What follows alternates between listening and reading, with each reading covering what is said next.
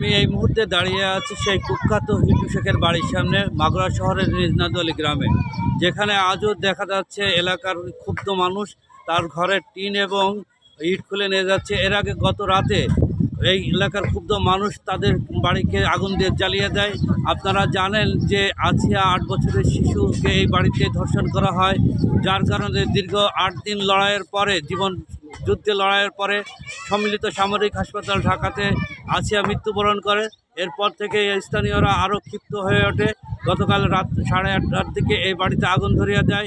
আজও সকালবেলা দেখা যাচ্ছে এখানে স্থানীয়রা এসে তার বাড়ির সমস্ত চিহ্ন মুছে ফেলে দিতে, ইট খুলছে, টিন খুলছে এবং এই সমস্ত দেখতে বাড়িতে অনেক এলাকা থেকে উৎসুক জনতা এসেছে।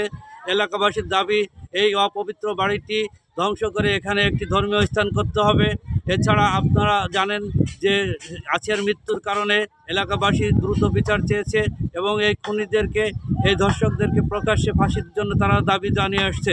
এই ছিল আমার কাছে সর্বশেষ আপডেট।